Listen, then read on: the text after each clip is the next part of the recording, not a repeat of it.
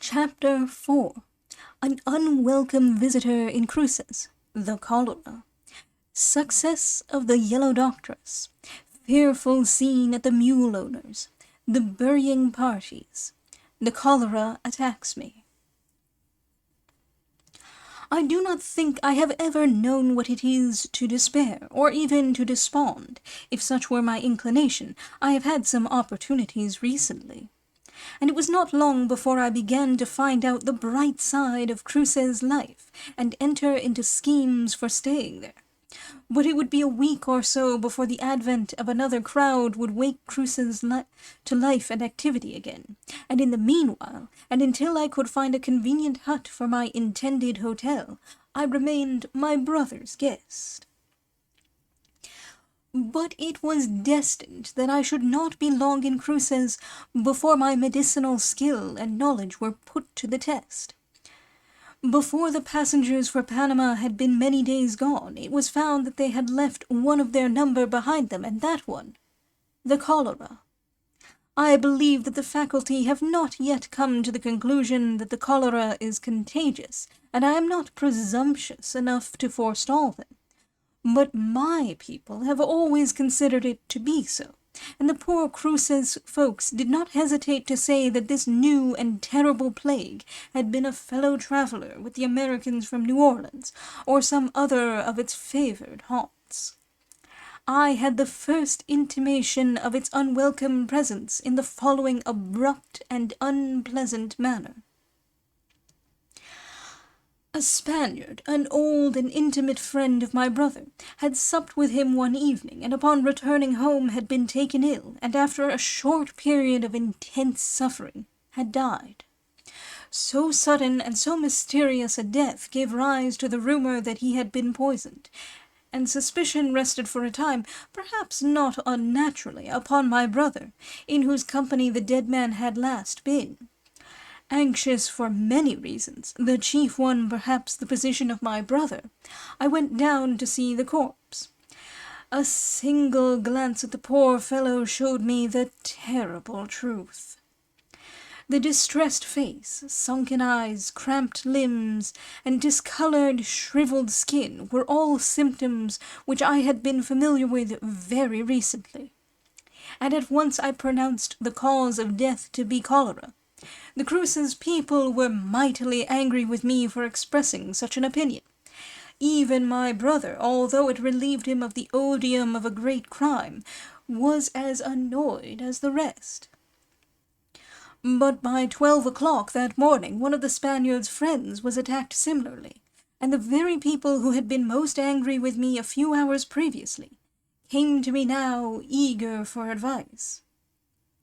There was no doctor in Cruces. The nearest approach to one was a little timid dentist, who was there by accident, and who refused to prescribe for the sufferer, and I was obliged to do my best.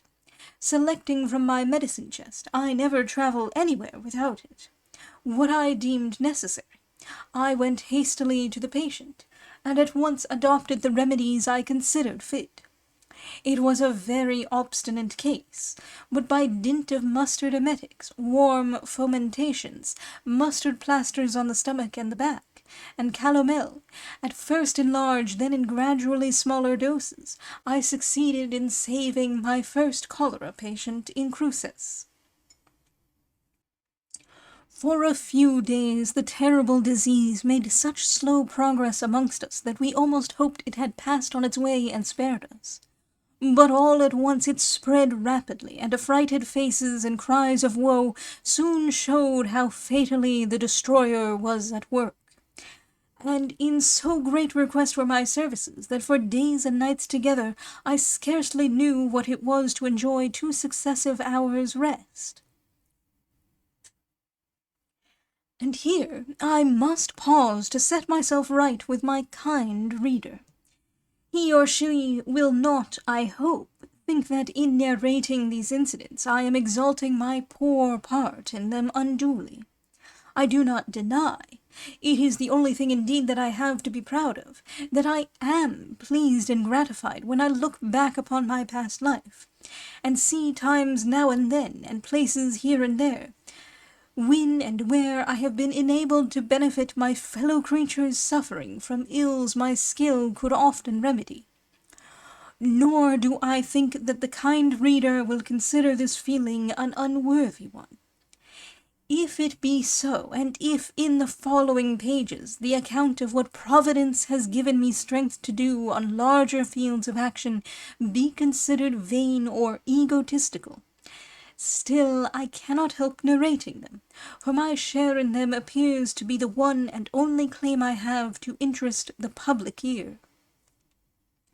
Moreover, I shall be sadly disappointed if those years of life which may be still in store for me are not permitted by Providence to be devoted to similar usefulness.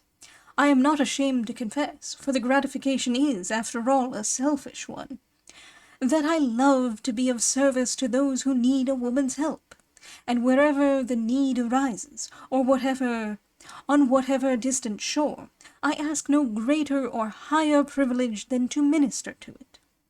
After this explanation, I resume more freely the account of my labors in Cruces.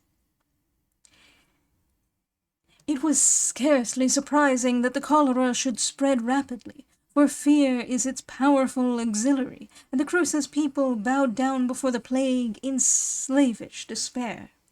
The Americans and other foreigners in the place showed a brave front, but the natives, constitutionally cowardly, made not the feeblest show of resistance. Beyond filling the poor church and making the priests bring out into the streets figures of tawdry, dirty saints, supposed to possess some miraculous influence which they never exerted, before which they prostrated themselves, invoking their aid with passionate prayers and cries, they did nothing. Very likely the saints would have got the credit of helping them, if they had helped themselves, but the poor cowards never stirred a finger to clean out their close, reeking huts, or rid the damp streets of the rotting accumulation of months. I think their chief reliance was on the yellow woman from Jamaica with the cholera medicine. Nor was this surprising, for the Spanish doctor, who was sent for from Panama, became nervous and frightened at the horrors around him, and the people soon saw that he was not familiar with the terrible disease he was called upon to do battle with, and preferred trusting to one who was. It must be understood that many of those who could afford to pay for my services did so handsomely, but the great majority of my patients had nothing better to give their doctress than thanks. The best part of my practice lay amongst the American store and hotel keepers, the worst among the native boatmen and muleteers. These latter died by scores, and among them I saw some scenes of horror I would fain forget, if it were possible. One terrible night, passed with some of them, has often haunted me. I will endeavour to narrate it, and should the reader be supposed to think it highly coloured and doubtful, I will only tell them that, terrible as it seems, I saw almost as fearful scenes on the Crimean Peninsula among British men, a few thousand miles only from comfort and plenty. It was late in the evening when the largest mule owner in Cruces came to me and implored me to accompany him to his kraal, a short distance from the town, where he said some of his men were dying. One in particular, his head muleteer, a very valuable servant, he was most selfishly anxious for, and on the way thither promised me a large remuneration if I should succeed in saving him. Our journey was not a long one, but it rained hard, and the fields were flooded, so that it took us some time to reach the long, low hut which he called his home. I would rather not see such another scene as the interior of that hut presented. Its roof scarcely sheltered its wretched inmates from the searching rain. Its floor was the damp, rank turf, trodden by the mule's hoofs and the muleteer's feet into thick mud.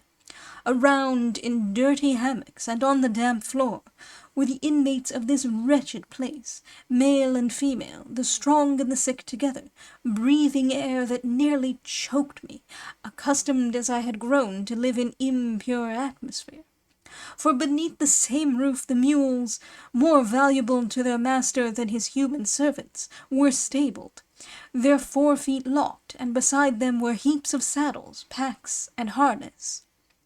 The groans of the sufferers and the anxiety and fear of their comrades were so painful to hear and witness, that for a few minutes I felt an almost uncontrollable impulse to run out into the stormy night and flee from this plague spot. But the weak feeling vanished, and I set about my duty. The mule owner was so frightened that he did not hesitate to obey orders, and, by my directions, doors and shutters were thrown open, fires were lighted, and every effort made to ventilate the place. And then, with the aid of the frightened women, I applied myself to my poor patients. 2 were beyond my skill. Death alone could give them relief. The others I could help, but no words of mine could induce them to bear their terrible sufferings like men. They screamed and groaned, not like women, for few would have been so craven-hearted, but like children, calling in the intervals of violent pain upon Jesu, the Madonna, and all the saints of heaven whom their lives had scandalized. I stayed with them until midnight, and then got away for a little time. But I had not long been quiet before the mule-master was after me again.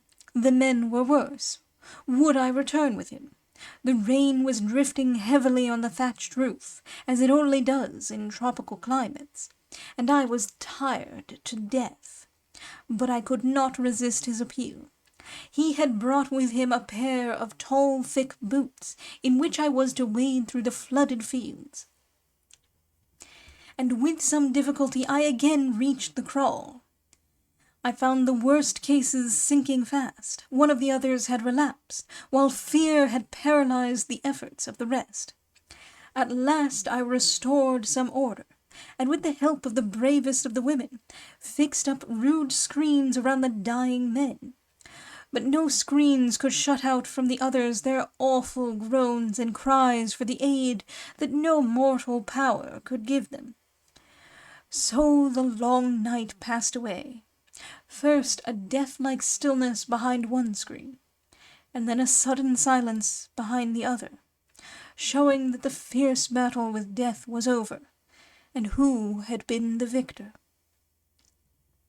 And meanwhile I sat before the flickering fire, with my last patient in my lap. A poor little brown-faced orphan infant, scarce a year old, was dying in my arms, and I was powerless to save it. It may seem strange, but it is a fact, that I thought more of that little child than I did of the men who were struggling for their lives, and prayed very earnestly and solemnly to God to spare it.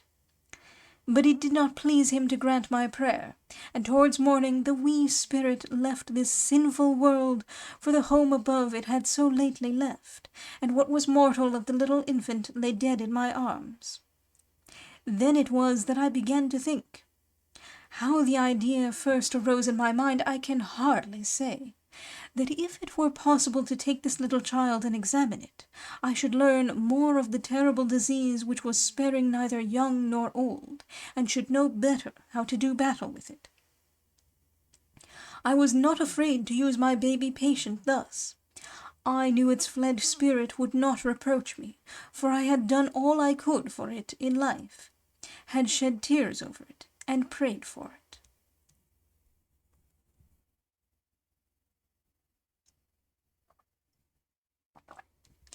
It was cold, grey dawn, and the rain had ceased, when I followed the man who had taken the dead child away to bury it, and bribed him to carry it by an unfrequented path down to the riverside, and accompany me to the thick, retired bush on the opposite bank.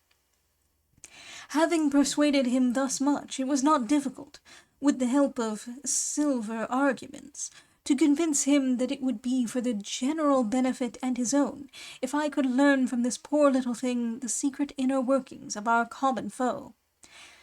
And ultimately he stayed by me and aided me in my first and last post-mortem examination.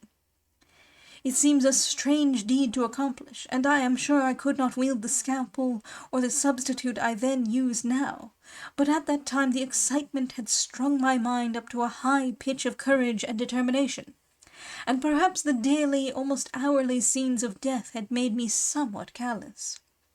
I need not linger on this scene, nor give the readers the results of my operation. Although novel to me and decidedly useful, they were what every medical man well knows. We buried the poor little body beneath a piece of luxuriant turf, and stole back into Cruces like guilty things.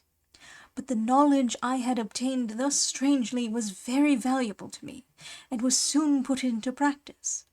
But that I dreaded boring my readers, I would fain give them some idea of my treatment of this terrible disease.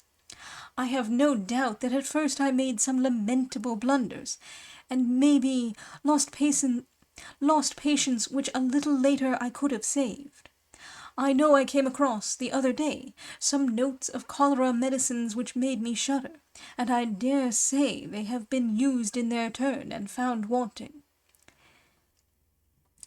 The simplest remedies were perhaps the best. Mustard plasters and emetics, and calomel, the mercury applied externally, where the veins were nearest the surface, were my usual resources. Opium I rather dreaded, as its effect is to incapacitate the system from making any exertion, and it lulls the patient into a sleep which is often the sleep of death. When my patients felt thirsty, I would give them water in which cinnamon had been boiled. One stubborn attack succumbed to an additional dose of 10 grains of sugar of lead, mixed in a pint of water, given in doses of a tablespoonful every quarter of an hour. Another patient, a girl, I rubbed over with warm oil, camphor, and spirits of wine. Above all, I never neglected to apply mustard poultices to the stomach, spine, and neck, and particularly to keep my patient warm about the region of the heart. Nor did I relax my care when the disease had passed by, for danger did not cease when the great foe was beaten off. The patient was left prostrate. Strengthening medicines had to be given cautiously, for fever, often of the brain, would follow. But after all, one great conclusion, which my practice in cholera cases enabled me to come to, was the old one, that few constitutions permitted the use of exactly similar remedies, and that the course of treatment which saved one man would, if persisted in, have very likely killed his brother. Generally speaking, the cholera showed premonitory symptoms, such as giddiness, sickness, diarrhea, or sunken eyes and distressed look. But sometimes the substance followed its forecoming shadow so quickly, and the crisis was so rapid, that there was no time to apply any remedies. An American carpenter complained of giddiness and sickness, warning signs, succeeded so quickly by the worst symptoms of cholera, that in less than an hour his face became of an indigo tint, his limbs were doubled up horribly with violent cramps, and he died.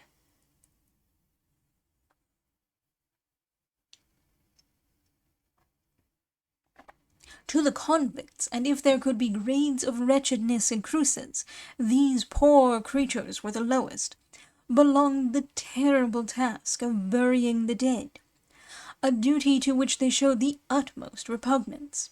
Not unfrequently, at some fancied alarm, they would fling down their burden, until at last it became necessary to employ the soldiers to see that they discharged the task allotted to them. Ordinarily, the victims were buried immediately after death, with such imperfect rites of sepulture as the harassed, frightened priests would pay them, and very seldom was time afforded by the authorities to the survivors to pay those last offices to the departed which a Spaniard and a Catholic considers so important. Once I was present at a terrible scene in the house of a New Granada grandee, whose pride and poverty justified many of the old Spanish proverbs levelled at his caste. It was when the cholera was at its height, and yet he had left, perhaps on important business, his wife and family, and gone to Panama for 3 days. On the day after his departure, the plague broke out in his house, and my services were required promptly. I found the miserable household in terrible alarm, and yet confining their exertions to praying to a coarse black priest in a black surplice, who, kneeling beside the couch of the Spanish lady, was praying, in his turn, to some favourite saint in cruces. The sufferer was a beautiful woman, suffering from a violent attack of cholera, with no one to help her, or even to take from her arms the poor little child they had allowed her to retain. In her intervals of comparative freedom from pain, her cries to the Madonna and her husband were heart-rending to hear. I had the greatest difficulty to rout the stupid priest and his as stupid worshippers, and do what I could for the sufferer. It was very little, and before long the unconscious Spaniard was a widower. Soon after, the authorities came for the body.